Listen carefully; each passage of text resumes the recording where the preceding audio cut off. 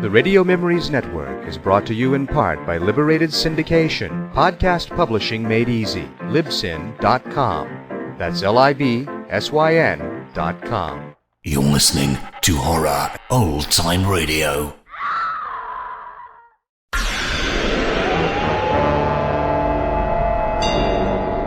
Now that Arthur Holmwood and Quincy Morris have been convinced of the existence of the vampire, the friends must find Count Dracula. But how? Dracula.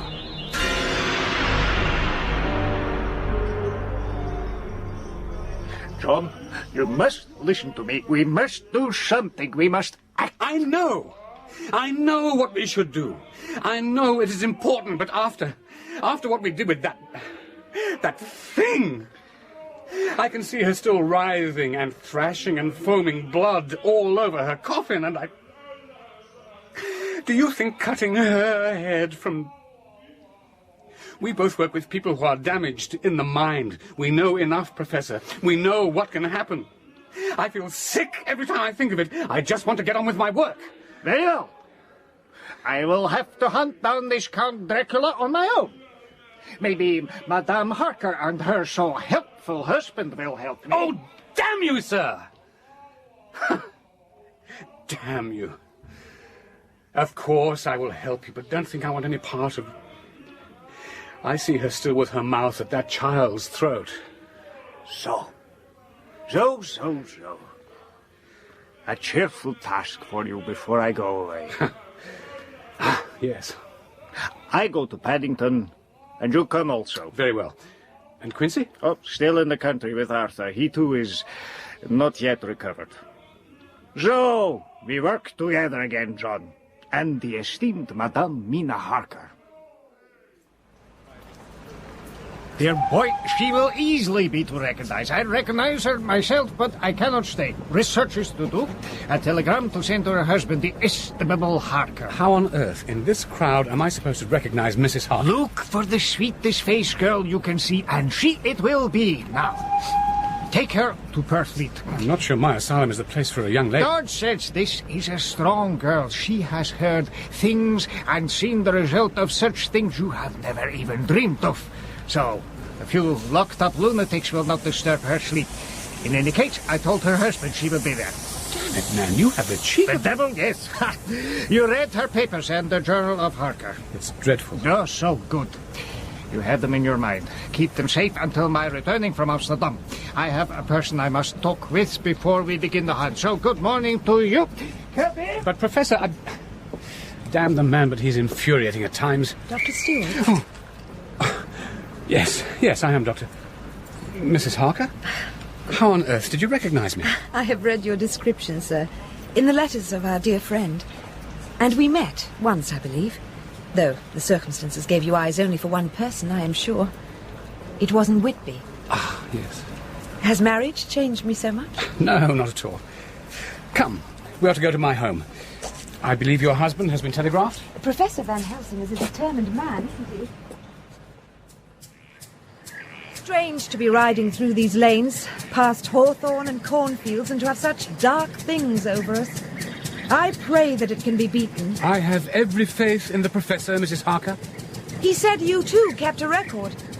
May I read it, as you have read mine? It is not exactly pleasant reading, Mrs. Harker, but of course... Is Mrs. Harker down yet, sir? She is reading. We can wait. I'm late, I'm sorry. No, please. We'll have dinner now, Hoskins. Very good, sir. Dr. Seward, I didn't know what to expect when I read you. I was most moved by the distress you suffered, sir. Oh, I'm sorry if what I wrote upset you. I was saddened, sir, because it showed me how much you have grieved. The anguish of your heart, your very soul is there for all to understand. Well, we have things to do now, and bury our grief in action, eh? Your husband... is already working for the Professor, checking records, papers, reports. He is going to Whitby to follow some correspondence between his firm and the lawyers acting for the Count in some matter. Is he fit enough? We owe it to dear Lucy. We owe it to all the others in danger, to ourselves even, to get some peace. Nothing, sir, nothing, Mr. Harker. The late master kept a very close hand on some matters, sir. This was one of them. These overseas transactions were a mystery to me, sir. Half in French, half in German, a few in good old English. We need to find any papers relating to Count Dracula, Pensniff. Any file, any paper, letter, bill, any receipt, any notes. There was one thing, sir.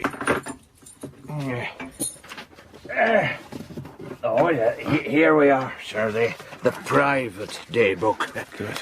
Let me see. Dates, 6 months back. Oh, earlier than that. I remember the first letter I penned, sir, was a year back, September. Let's see. Mrs. Wilson's emeralds? No. Damn it! Here it is. Property. Oh, there was a deal of property involved. I think not only through us in Exeter, but others in London, sir, and the north, I believe. I will be taking the train. Mr. Harker? To Whitby. It is not an easy matter. Nay, lad, I'm not prying into your business. I had knowledge of your late master, and liked what I heard. So, if you say it's a matter of urgency, it is. And Billington and Hampton are at your service. You're more than generous. I have in my office a box or two of papers, relevant, I believe. I must admit some of the letters are a mite strange. We thought as much in our office, too. You met him, then, this, Count Dracula person? I met him, yes. Very well, Mr. Harker. Mum's the word, I see. No, sir, no need between colleagues, of course. I see here that the cargo the Count arranged for was billed as 50 cases of common earth to be used for experimental purposes. 50 cases? Aye, it was a lot, I know. And main heavy they were, too, by all accounts. The ship they came on? Strange business, that. I think you'd best talk to the harbour master, Billy Dawson. You'll find him in the Mariners, on the quayside. And you can tell him Percy Billington sent you on. You've been most generous, Mr. Billington. You seem agitated, sir, about the business. I don't understand why 50 cases of common or garden earth should be cause for agitation. Nor would it be, sir, if that were all that was in those cases. Was lashed to the wheel, Mr. Harker. And his face, I swear, I never do have to see such a face again on any man, alive or dead. He looked to have seen the bottom of hell. And the cases? Released to customs and excise as they should be, and gone on their way. Not sorry neither. On their way? Ask Johnny Griggs at the station. Station master should know what goes through his place, I'd think. Now, you said something about a pint. I did, and so you shall. A pint of best over here, if you please. Cases come to my notice when the carter brung 'em down. Where were they bound? Well, I noticed it 'cause the porters grumbled so as they shifted 'em. I thought then they'll need to pay a price to shift 'em on, London. Carter Patterson for most. They'll know where they went after that. Glad to be shut of them, that's the truth. After they was all stacked in the wagon, one of the men said, "Rum do all that. Rum do. Sort of chill in the air." You could ask in London office of Carter Patterson, sir. I have a telegram from Jonathan Harker. What's the news? Is he coming to join us? I know someone would be a mite glad to see him. After he's done a little more investigation. Oh, it seems, Mina, that your husband fancies himself as Mr. Sherlock Holmes. I wish he would join us, gentlemen. I feel... well, I do miss him. Ma'am, of course you miss him. A new husband. Sure, we understand. He won't be long away, will he, John? It seems not. He has some news. Tell us, if you please, John. Yeah, do tell. I will read it. I saw one of the men who brought the cases on. I am satisfied. I am satisfied it is all of them. They were brought... what did the man say? Honest, Gov, the house was rum, all right. Ain't been touched in 100 years. Dust so thick you might have slept in it and not hurt your bones none. You might have smelled old Jerusalem in it. The old chapel. Took the cake. A chapel? Yes, a chapel. Where, you may ask? Well, tell us. In the house beyond the wall of this asylum. There, we are neighbours. Do you have all the papers, Mina? More reading is not exactly my style, you know.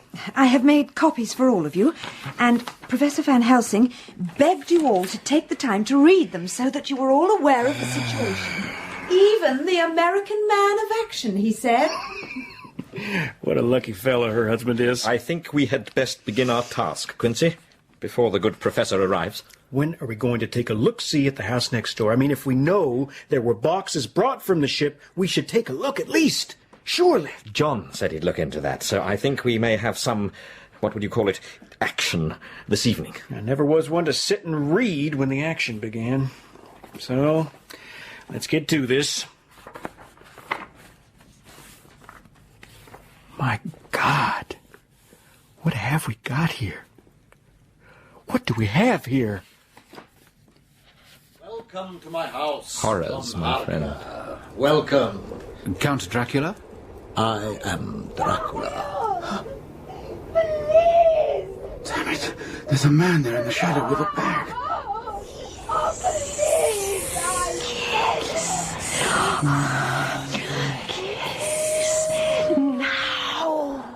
No! This is filth indeed. Vile stuff. Vile. Read on. Read it all. We must know it all, my friend. Mrs. Harker, are you happy to be here?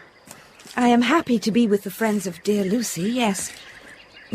I shall be happier when my husband joins me. Ah, yes. But this garden is a peaceful place. Yes. Those patients we permit some liberty love it. I should think the calm of it good for their poor minds. I had a favour to ask you. Ask it. I wanted to see your patient, Mr. Renfield. When I was copying your diary, the entries about him interested me so much. May I? I have to warn you, he is not used to ladies, Mrs. Harker. I am not used to lunatics, Dr. Seward. Very well. Shall we go to him now? Renfield? Renfield, a lady would like to see you. A friend of mine, Mrs. Harker. Why? Well, she is in the house and wants to see everyone in it. Oh, very well. Let her come in. Let the lady come in. Mina, be careful. He will see you, but if you feel for a moment uneasy, get to the door, and I will make sure you can get out. Now, don't be afraid. I am not afraid, John. Not at all. Come.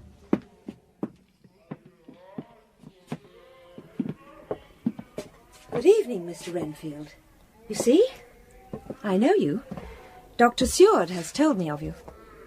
You're not the girl the doctor wanted to marry, are you? You can't be, you know. For she's dead. She was a dear friend of mine, Mr. Renfield. Then I am sorry for you. And for the doctor, of course. They say he'd make a good husband. I'm sure he would. I have a husband of my own. Then what are you doing here? My husband and I are staying on a visit with Dr. Seward. Don't stay. But why ever not? Renfield, how did you know I wanted to marry? What an asinine question. I don't see that at all, Mr. Renfield.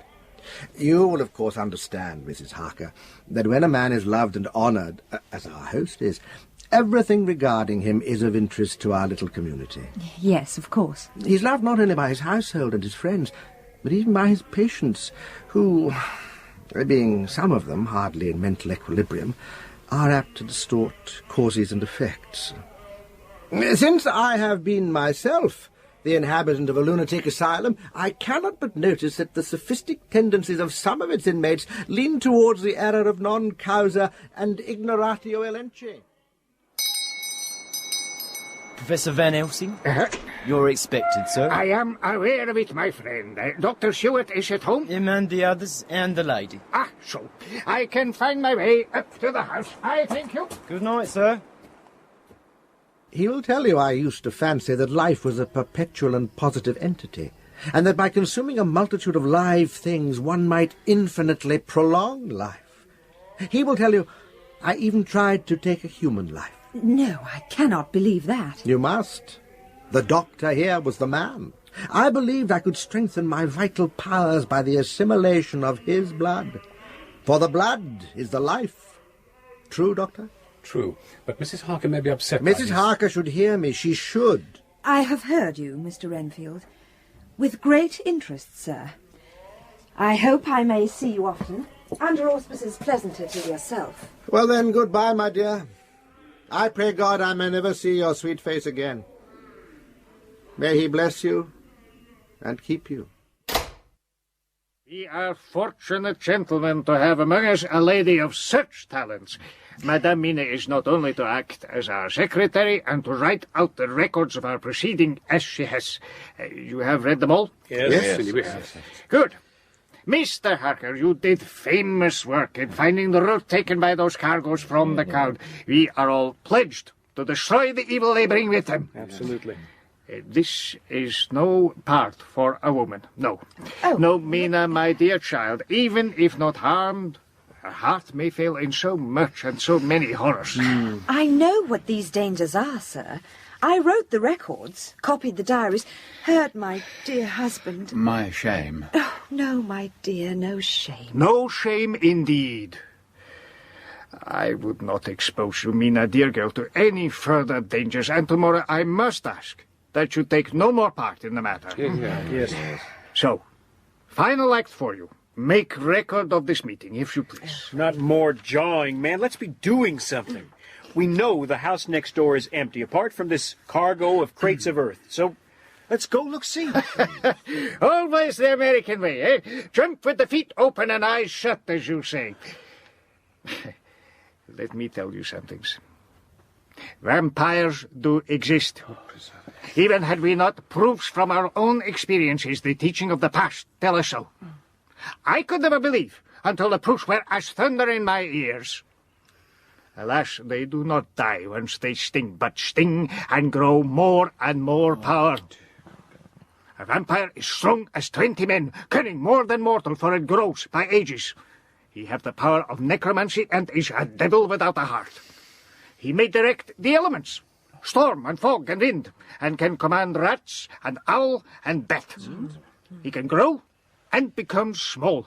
Sometimes he vanish and come unknown. It is a terrible task we undertake. We have to destroy them. We must. Sure. If it exists, we can destroy it. If we fail, then our fate is to be as him, foul things in the night, a blot on the face of God's sunshine. I'm old, and those days of sunshine and roses are behind me. They are to come for you yet. If we fail, remember, we will be as dear Lucy was, with no dear friend to release us. I am with you, Professor Van Helsing. Mina and I are both with you, sir. Count me in.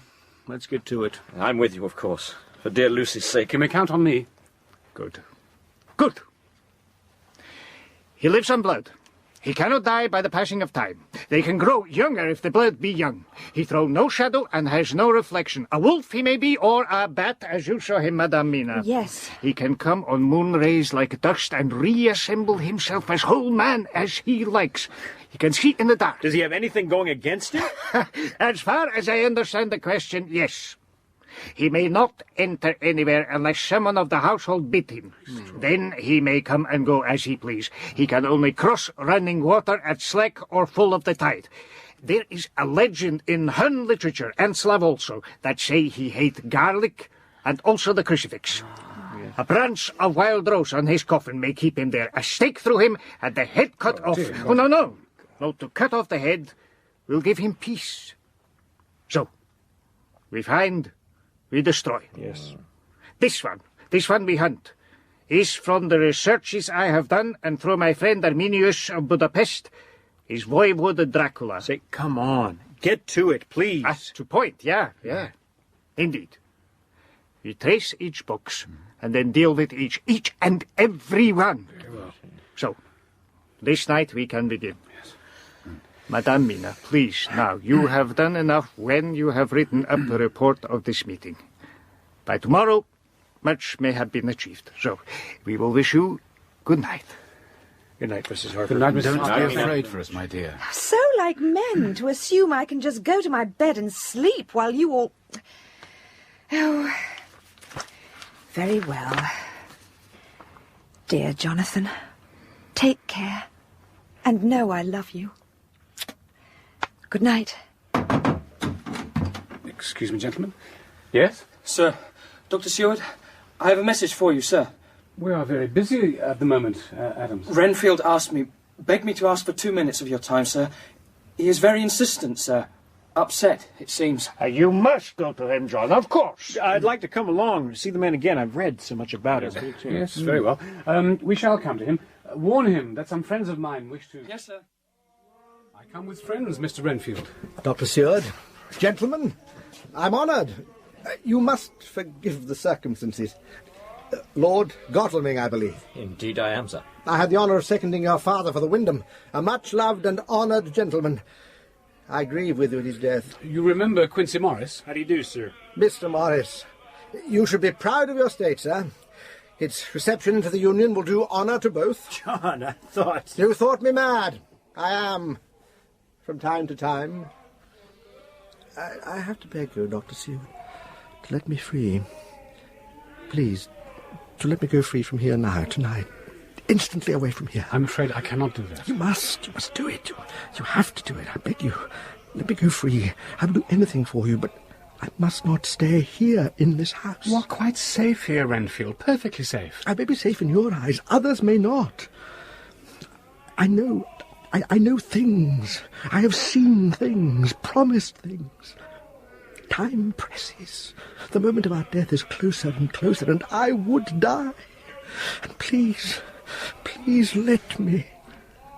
No? No, sir. Impossible. I cannot tell you my reasons, but be assured they are noble, honourable, good, and unselfish. If you but let me go, you would count on me as one of your friends. If you but knew why. Tell me your reason. Tell me the true reason, and I undertake Dr. Seward will let you go. Professor. I have nothing to say. I'm not my own master in the matter. If I am refused, then the end of my responsibility lies there. My friends, I'm sorry, Renfield. I entreat you. Send me keepers with whips, chains, manacle me, straight-jacket me, bind me with irons. By all you hold sacred, I beg you from the depths of my soul. By all you hold dear, by all you love, pick me out of this and save my soul from guilt. I am sane. I'm no lunatic in a mad fit. I'm a sane man fighting for his very soul. Let me go. Let me go. Let me go. Let me go. Let me go. Then do me the justice to remember I did try to convince you tonight.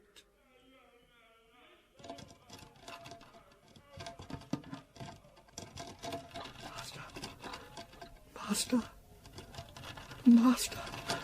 Master. Master. I am coming.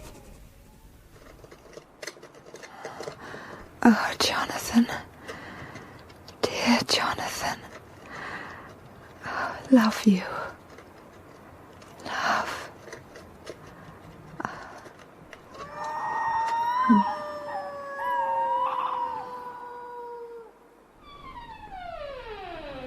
Imanus tuas domine.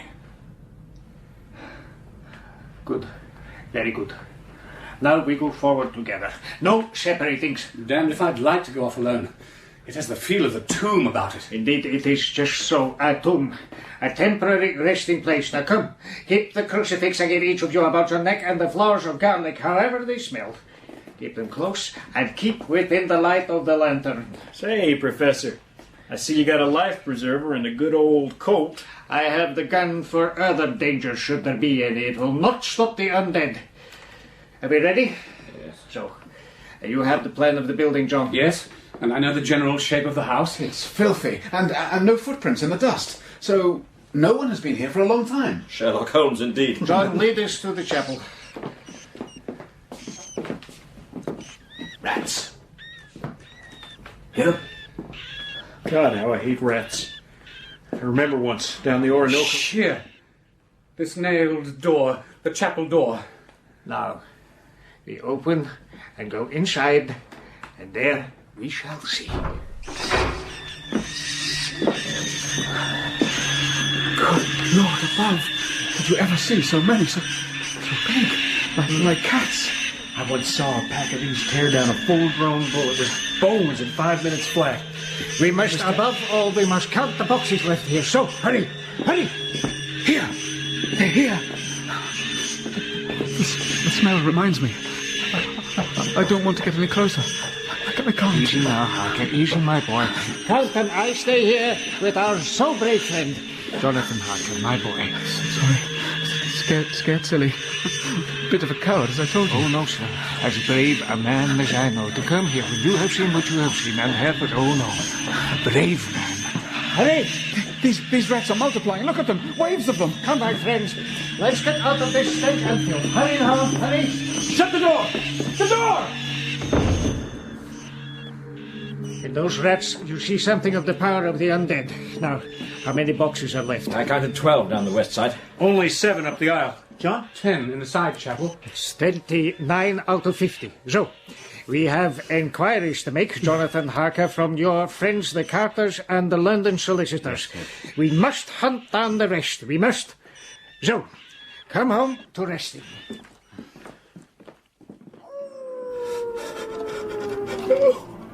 No, please. Master, please.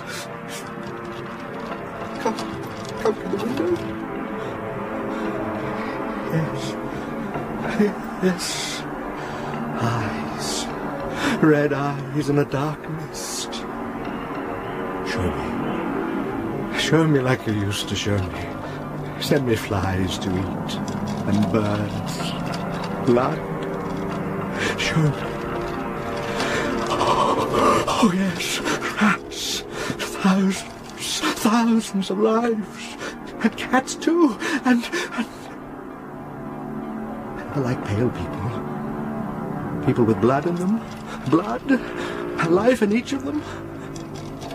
Promise me, Master, if I let you into me, promise me. Yes.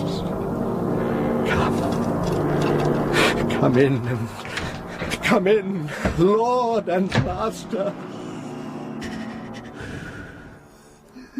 No! Stay here! Master! Stay! Not her! No! You promised! Sweet blood. No! I must stop you! Must! You begged me to come in, my friends. Now I may have whatever I want here. Your neck, your blood. Oh, that white neck. Her sweet breath. The pulsing blood at her throat. Mine, Madamina. Mine.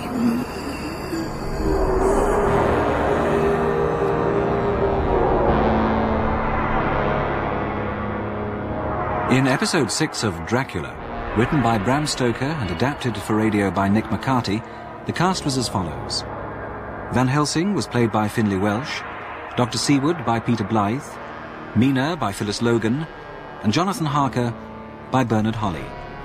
Pensniff was played by John Shedden, Billington by Raymond Ross, Old Billy by Ronnie Aitken, and Quincy by Paul Burchard. Arthur Homewood was played by Crawford Logan, Renfield by David McHale, and Adams by Tom Smith, with a guest star appearance by Frederick Yeager as Count Dracula. Other parts were played by members of the cast. The theme and incidental music was composed and created by Malcolm Clark in the BBC Radiophonic Workshop. The producer in our Edinburgh studios was Hamish Wilson.